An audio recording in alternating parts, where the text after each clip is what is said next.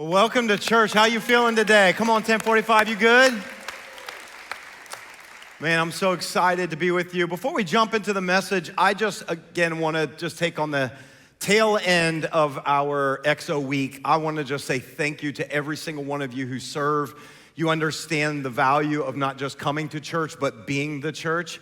And I just think a week like we had this past week of serving, I got to do several events. I know many of you did. I hope it encourages you while you serve the larger community. And I think what the world needs more than anything is not just people who go to church and sit in church, but those who take church to the world and to serve others. So thank you so much for all of the volunteers who are part of it. And I just want to welcome you. If you're new to this church, my name is Tim. I'm the lead pastor, and it's a great honor to have you. And you're catching us in the middle of summer, in the middle of a series. We're talking about a man from the Old Testament. His name is Elisha.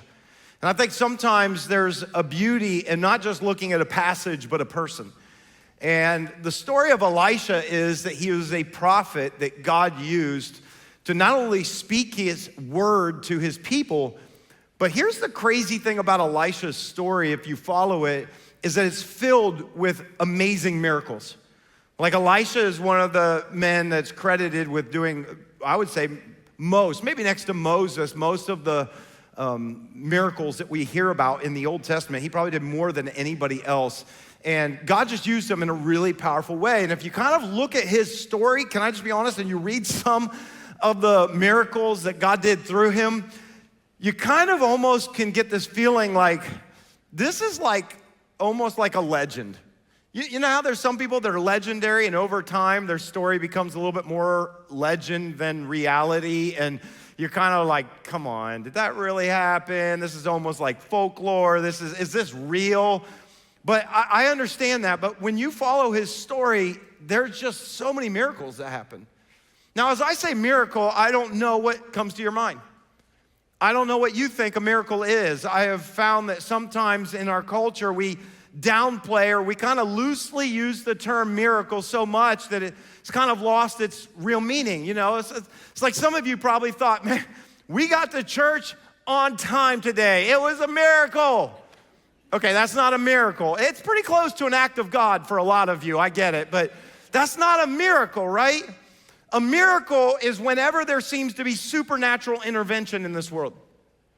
Whenever there's something that happens that cannot be accounted for when you think of nature, the laws of physics, and all of that good stuff, right? And here's the thing, we live in an environment where skepticism is growing as we've been a part of a scientific age where we're kind of learning how things work. There's almost kind of like, well, I don't think we need God anymore because, you know, science is telling us everything we need to know. And the truth is, and I love science, the more I study science, the more I realize it doesn't actually disprove God, it points to God. That's what I see when I look at science. It's pointing us toward God. And I understand the idea of being skeptical because there are laws that are work in our universe that are just these universal constants. That's like our world works because some things are fixed, all right? Gravity is fixed, we understand, and it works. There's nuclear force and there's strong and weak. There's things that happen that are so, can I say, programmed. They're so consistent that we bank our lives on it. You know, we know how gravity works, so we build around that. And we know decay is a real thing, and we know death is inevitable, and all these things. And then when you hear a story or you encounter someone who says, this happened, but it shouldn't have happened, you're kind of left going, well, what is that? It's a miracle. Now, I understand that some people, and maybe some of you here, you're maybe new to faith, maybe you're not even sure you believe in God. I understand that. And maybe some of you read the stories that we read about in the Old Testament, thousands of years old, and you go, okay, well, if there was a God, maybe he did things back then, but he doesn't do them today. Some of you, maybe it's hard to believe in miracles. Can I just tell you my personal view, and that is this. It's not hard for me to believe in miracles. Listen, I don't think it's hard, not because I don't think God can do them, because I think he can. I think sometimes it's hard to believe in miracles because they don't happen when we hope they'll happen. Like I can believe in miracles because I believe there's a God. Can I just tell you, it's not a big leap to believe in miracles if you believe there is a God. You understand that, right? In other words, if there's a creator, and most things in our universe point to the design and the intentionality and the rationality of a creator, if you believe there is a God who created the laws that govern our universe, it's not a stretch to believe that that same God can also modify those laws whenever he wants in a moment. Okay? I mean, it's not hard to believe in miracles if you believe in a God. But what I have found it is really hard, and what I sometimes don't understand, and that is not that I don't believe that God can do miracles, but sometimes I have a hard time understanding why he chooses not to when I needed it. I don't know if you've ever been in that place in your life. Maybe some of you are there today. Like, I don't understand why sometimes I pray and it's like my prayers just hit a ceiling and they don't seem to get up to God. Or why is it when I'm desperate and I need a miracle, God doesn't show up, but then we see over and over in Scripture that God did miracles. And I'm not really sure how to wrestle through that. Some of you might feel that way today. And what I have found is when you experience that, where it's like, I believe that God can, but then he doesn't, what I have found often is that's when our faith turns to disappointment. It's really hard to have faith when you're disappointed, especially when you're disappointed in God. This is a tension that I think we all have to wade through in life, because all of us have had situations, people, and things that we have prayed for that God did not do what we wanted him to do. And I think that's a real tension. You know what I love about Scripture is, and that is that it doesn't sanitize the people who have those kind of real moments with God. It doesn't take it out. It's a real part of their journey. And we're gonna see that today. If you brought a Bible with you, or if you have your phone, you got our app that has the message notes feature. I encourage you to get that out today. We're gonna be in 2 Kings chapter 4 as we're continuing just kind of looking through the life of this guy, Elisha. There is a moment where he meets a woman in a town whose life I would say is characterized by disappointment. And so if you're here today and that feels like you today as well, then I think maybe you'll be able to see something in her story that might speak to yours. In 2 Kings chapter 4, starting in verse 8, well, let's look at the story together. It says, one day Elisha went to Shunem, and a well-to-do woman was there who urged him to stay for a meal. So whenever he came by, he stopped there to eat. And she said to her husband, I know that this man who often comes our way is a holy man of God. Let's make a small room on the roof and put in it a bed, a table, a chair, and a lamp for him. Then he can stay there whenever he comes to visit us. So let's pause before we go on. Elisha finds himself a friend in this town called Shunem. And he goes, and every time he stops off, this woman who Scripture tells us is well-to-do financially, she invites him into her house. She gives him a meal. She kind of learns that this isn't just an ordinary man. He's kind of like a man with a calling and a mission. This is a prophet, a holy man of God. And so every time Elisha would stop by this town, there's his friend, hey, come on over, and she would make room for him. In fact, so much so that at one point, she turns to her husband and says, I've got an idea. Let's make him a room in our house on the roof, and let's clear it all out, and let's put a bed and a lamp and table. And I was reading this story, and I couldn't help but think, I don't know if this has ever happened in your relationship, if you're married, but you ever had like your spouse say to you, I got an idea. Let's do this project around the house. Let's build this room. Let's do that. And sometimes, guys, it feels like your wife asks that. She's saying, really, why don't you build a room on the roof for him? Why don't you go ahead and build this project, right? And so she's like, come on, let's make him a room on the roof of the house. And so that's what they do. And what she doesn't realize is that by making room for him, she's actually making room for God in her life. I think sometimes we underestimate the power of hospitality. You don't realize how you can do one thing to bless somebody else and how it can totally change your life. And that's what happens in this story. We pick up verse 11. It says, one day when Elisha came, he went up to his room and he lay down there. He said to his servant Gehazi, call the Shunammite. And so he called her, and she stood before him. Elisha said to him, tell her, you have gone to all this trouble for us. Now what can be done for you? Can we speak on your behalf to the king or the commander of the army? And here's her response. She said, I'm actually good. I have a home among my own people. Like I'm doing quite well, okay? Now, before we go on, I love this, how Elisha tries to repay the favor. And so what does he do? He starts name dropping. He's like, I do know the king. Kind of friends, gone out to eat with the commander of the army. Like if there's something you want, you need, like I want to repay the favor, and so maybe the king could help out, or if you got somebody that's messing with you, bothering with you, commander of an army, could take them out. What do you need, And the truth is, she didn't need anything from the government, but what we're gonna see is she did need something from God. She needed something from God in this situation. And so she leaves, and Elisha and his servant have a private conversation about her. Look at what happens, verse 14. What can be done for her? Elisha asked. She said she's good, but come on, we gotta do something. Gehazi said, well, she has no son, and her husband is old. I don't know why you gotta throw the husband under the bus, but. Then Elisha said, call her. So he called her, and she stood in the doorway. About this time next year, Elisha said, you will hold a son in your arms. No, my Lord, she replied. She objected. Please, man of God, do not mislead your servant. As we look at this woman, it kind of reminded me about how, Scripture says she was well-to-do, she's financially secure. And I thought, how often do we look at other people's success and never really see their struggle? She's got all that she needs financially, but she doesn't have a family in this moment. And Elisha then speaks prophetically over her life. This time next year, you're gonna have a son. And her response, this is a woman, in her culture, there was no higher honor for a woman than to have children, let alone have a son. And for her response is almost kind of startling. She's like, no, she's objecting. Don't tell me that, don't do that. See, she really does want a son. I think we all know that. But what she doesn't want is be disappointed again.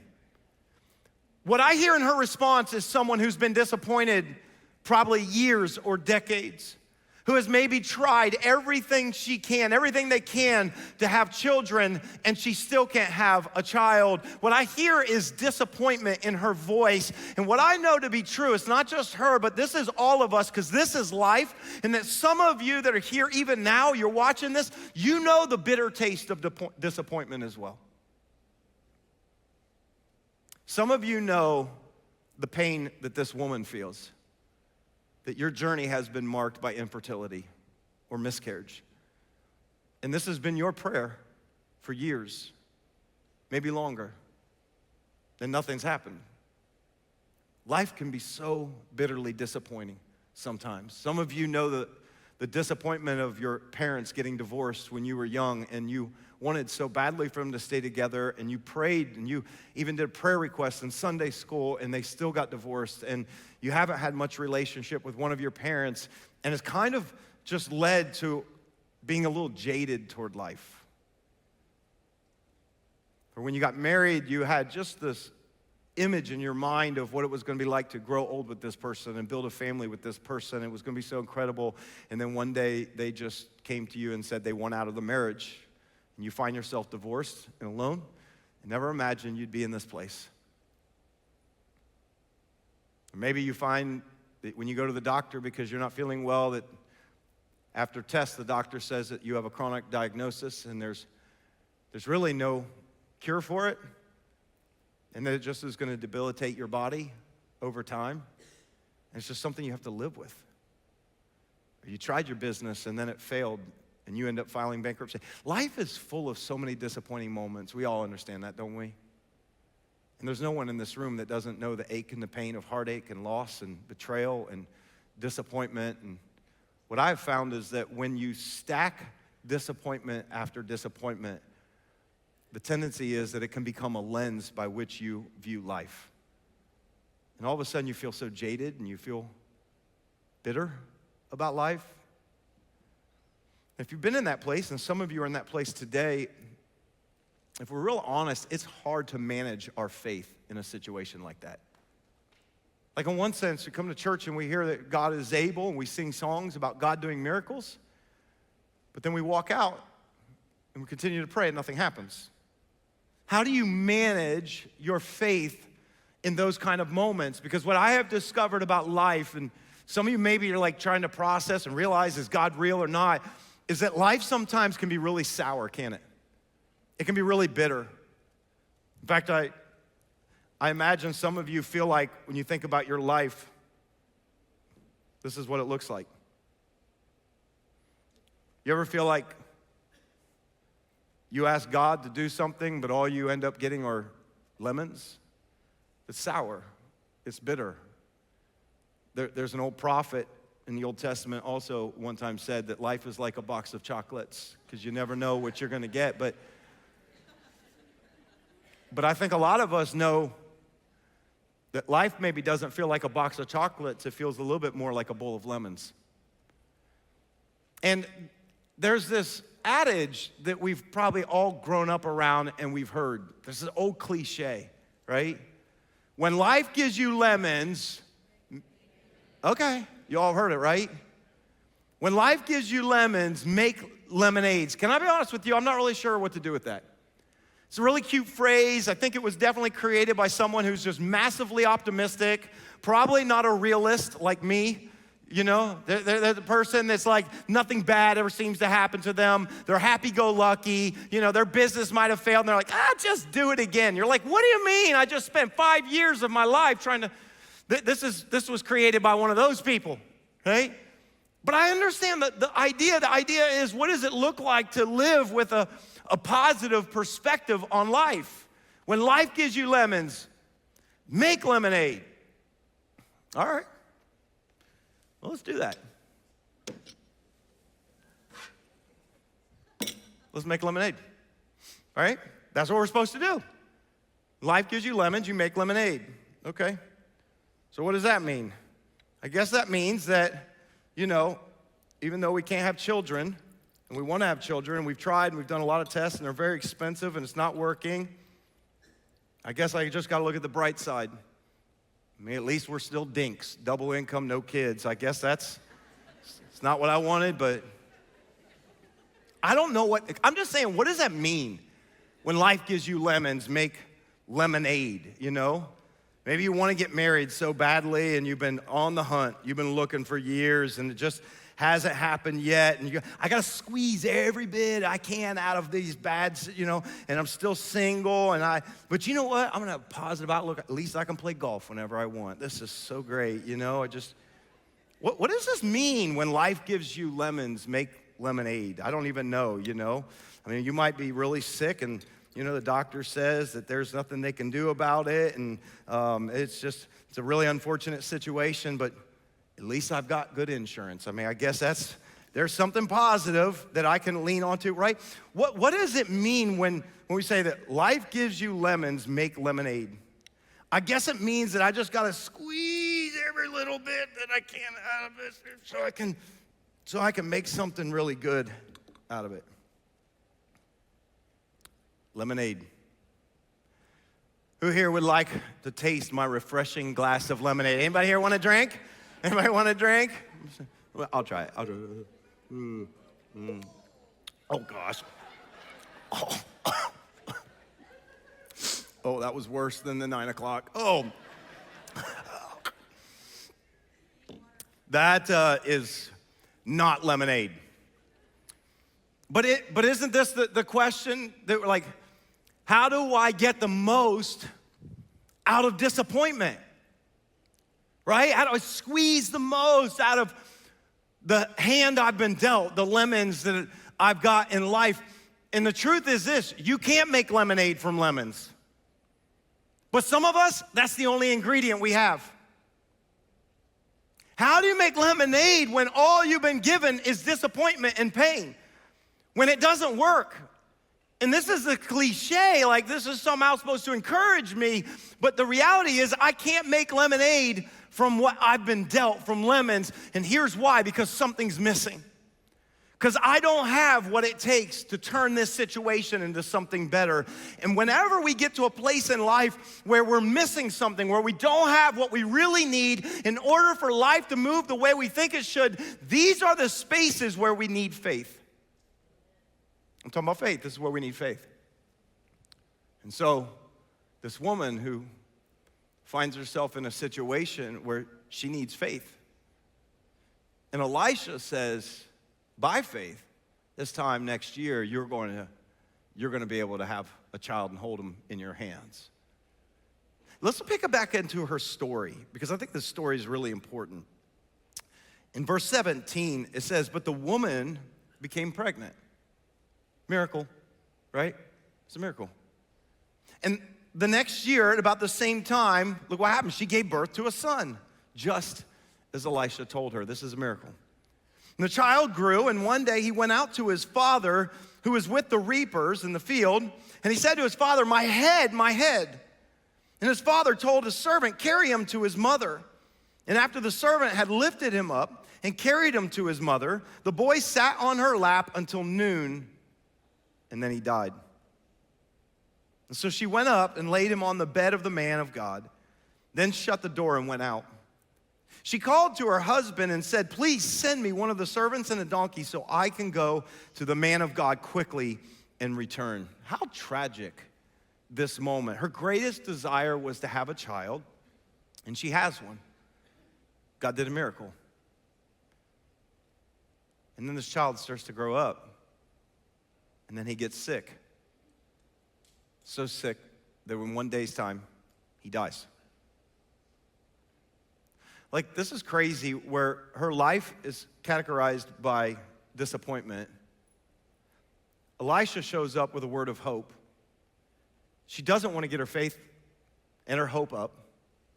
Then God does a miracle, and then she ends up in disappointment. And I think some of us, if we're honest, like maybe even our journey of faith, we have seen God do amazing things, maybe even amazing things in our life before, but that doesn't still take away the sting of disappointment when it comes. And this woman, her response was interesting to me, because in this day, like, there's no medical intervention that they could do. They didn't have that and understand. There's no emergency care. There was nothing. She just held him until he died. And you'd think that when someone dies, what do? You plan their funeral. You let everybody know. You'd think that in that moment she would begin that process, but she doesn't. This is interesting to me. She places the boy on the bed of the man of God that she created, and she takes off and goes back to find him. Here's what I found so inspiring about this moment, is that in her pain and in her disappointment, rather than running away, she goes back to the source of the miracle. Can I just tell you, this is one of the hardest things to do in faith, but I think it is one of the most powerful things that you and I can do, is that when we experience disappointment and hurt, and we don't understand why these things happen to us, that instead of running away from God, which is what most of us tend to do, we run to God, the source of the miracle in the first place. We run to the source of life. And this is what she does. What does she think he's gonna be able to do? I don't know, but she runs to him. In verse 27, it says that when she gets there, she reached the man of God at the mountain, and she took hold of his feet. And Gehazi came over to push her away, but the man of God said, leave her alone. She's in bitter distress, but the Lord has hidden it from me and has not told me why.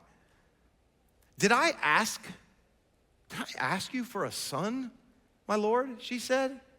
Didn't I tell you, don't raise my hopes? I mean, this is someone who has wrestled with bitterness and disappointment for a long time. And let's be honest, this is one of our fears when it comes to really trusting God in the middle of a situation.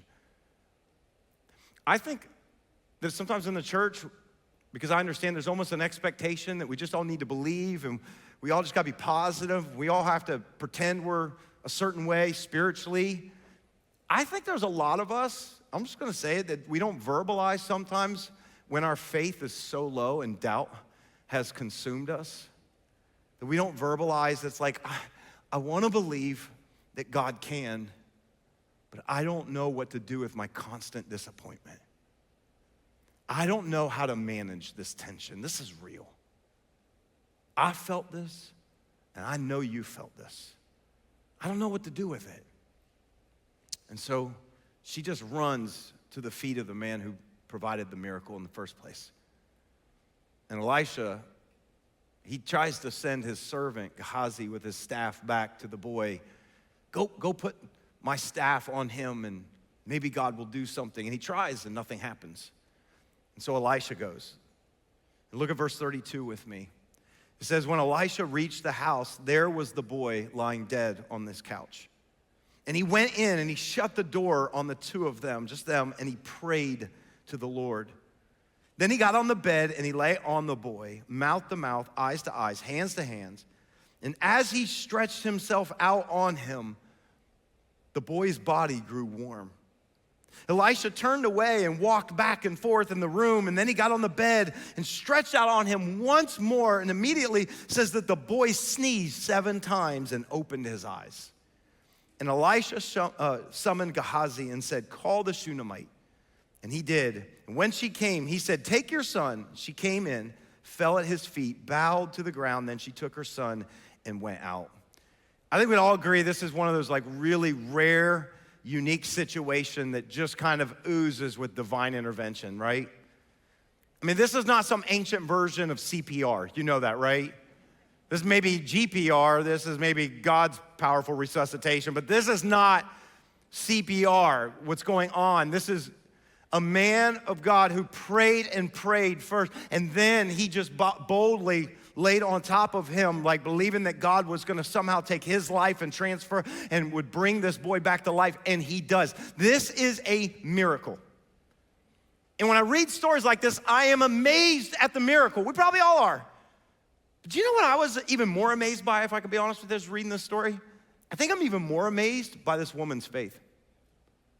Because here she is who's been disappointed so many times, doesn't want to get her hopes up, then she gets a miracle, then he dies, and rather than just remaining in her grief and disappointment, she runs back to the source because she does not see death as final. This is what real faith is. And can I just say, isn't this what the bedrock of our faith is if you're a follower of Jesus? That death is not final, that when God raised Jesus up from the grave, that he proved that this is not the end and that God can do anything. Isn't that what our faith lives on? That's what our faith is based on. And yet I know that there's this like real tension that all of us have to work out when it comes to our faith. Like I believe God, I believe he rose Jesus from the grave. I believe he did. I believe God can do all of those things. But I also in my life have been disappointed and God hasn't answered some of my prayers. What do I do with it? And here's the question for us today. And I don't know where you are. I don't know what you carried with you today. But the question is this: what will we do with our disappointment? Because if you sit and remain in your disappointment long enough, I mean, you can squeeze every little ounce you can out of that pain and disappointment, but you still only end up with this. And I'm not saying that there's not place for grief and dealing with loss and pain, because there is. But what I'm saying is, you can either choose to sit with your grief and disappointment on your own, or you can do the hard thing by faith, which is to sit and take it to the feet of a God who loves you. Because the truth is, I can't make lemonade when life gives me lemons. I need something. There's something missing from it. And when we run to God, something happens. When you show up on a Sunday like this, all of a sudden, right? And you get into the presence of God. Can I just tell you, sometimes you can show up at church full of a lot of pain in your life, but there's something really sweet about getting into the presence of God.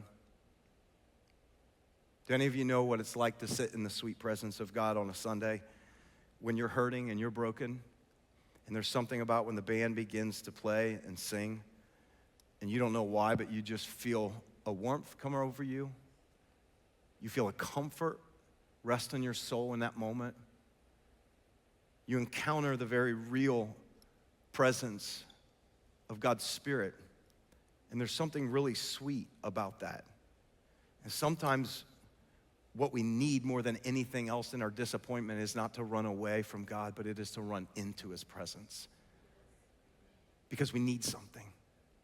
And when I've found when you end up in the presence of God, that's when his Spirit will often begin to fill you. There's something powerful when the Spirit of God begins to come over you and fill you with his presence. And all of a sudden, when you find yourself in the presence of God, and you encounter the sweetness of his Spirit, he manages to take your life of lemons and turn it into something refreshing. That doesn't always mean that your disappointment leaves in that moment. It doesn't mean that you're not still heartbroken over what you went through. It just means that God can actually take what was awful in our lives, and if we will trust him with it through our faith, he'll bring something good out of it. I think about the words of the Apostle Paul in Romans 8. It's another verse that I think sometimes feels so cliche until we get real and understand what it means, where Paul said, and we know that in all things, you mean all things, Paul? Even the lemon situations? Yeah, we know that in all things that God works for the good of those who love him and are called according to his purpose. Do you know what I found? Sometimes God doesn't do the miracle I want, but it doesn't mean that he's not doing something profound inside of me. Some of the greatest things that God will do in your life will not come through success, but it will come in struggle. It will come when you walk through the valley that you will sense the nearness of God. Unlike any other time in your life, there's something good God can do. And even if he does not fix your situation or give you the miracle that you hope, what I have found to be so true is that he will bring something refreshing, not only to your soul, because I do believe he can do that in the middle, but he can refresh others with it. He can do something with it. But I know there's a tension, right? Because here's the tension, right? I know God can do miracles, so I don't want to quit praying for a miracle. But I also know sometimes he doesn't do the miracle I want. How do I live in this tension? Can I be honest? I've been disappointed as much as I can even imagine in praying for people and not seeing God heal them as a pastor. I've seen God heal people, but I've seen a lot of people that God didn't heal.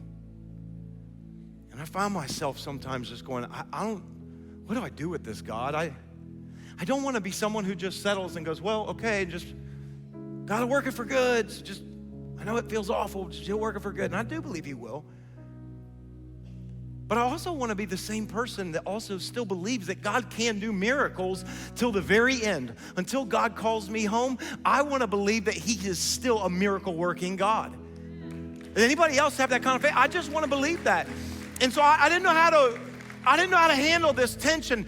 And then years ago, I came across this passage in the Old Testament in Daniel chapter 3 that's kind of become a mantra for my faith. Sometimes I didn't know how to define it.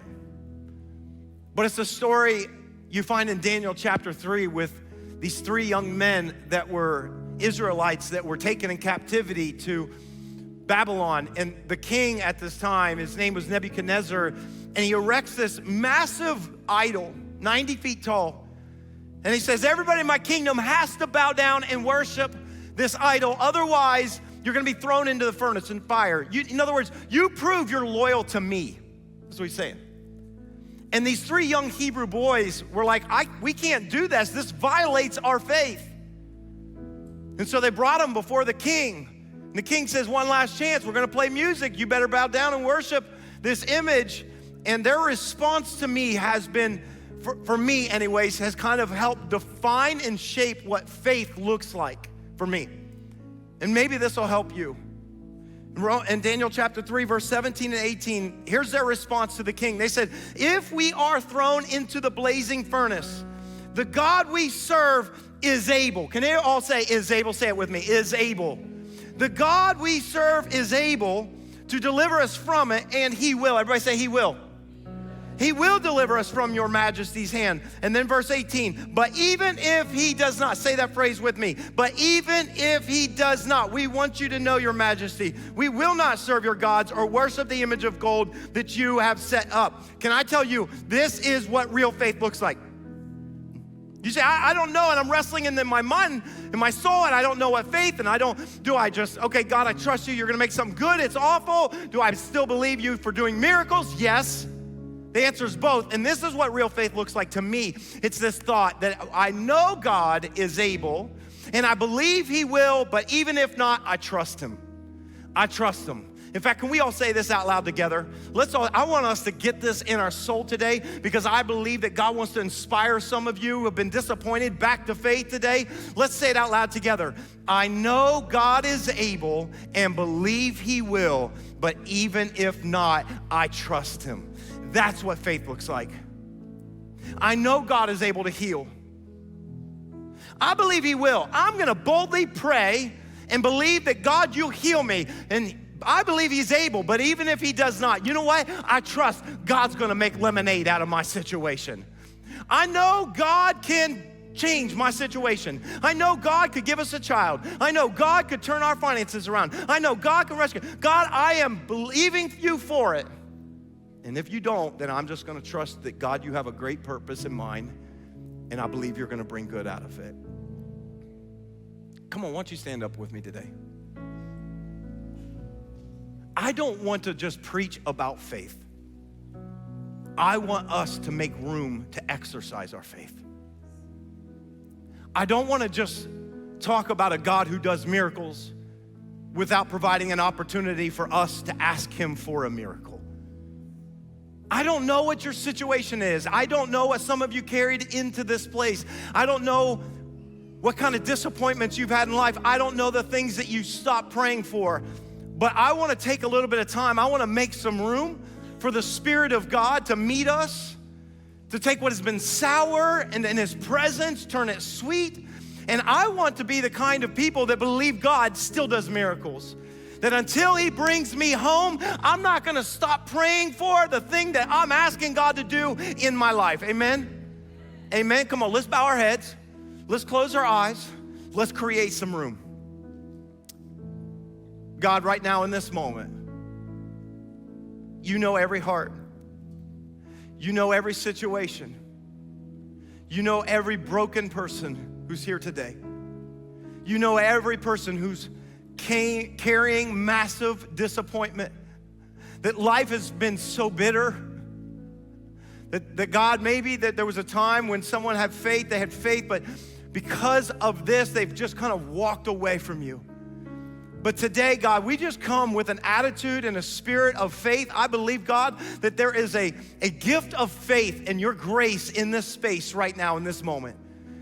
That, God, I believe you do miracles. I believe you're a God who can take our lemons and with your grace and your power, turn it into lemonade. And so, God, we're gonna make room for you to do that today. I pray you build our faith to ask you, God, once again for a miracle. Thanks so much for tuning into this message. I hope that it encouraged you and inspired your faith. If God is doing something in your life, would you take a moment and let us know? We want to connect with you and we want to be able to pray for you. All you have to do is shoot us an email to hello@thex.church, or you can always send us a DM on one of our social media platforms. And if you know somebody that would also be encouraged by this very message, why not take a moment and just share it with them right now? And as always, I want to say thank you to every single person who so generously financially supports this ministry so we can continue to get messages like these out to people all over the world. We believe God is building something special and you're a significant part of it. Until next time, have a great day.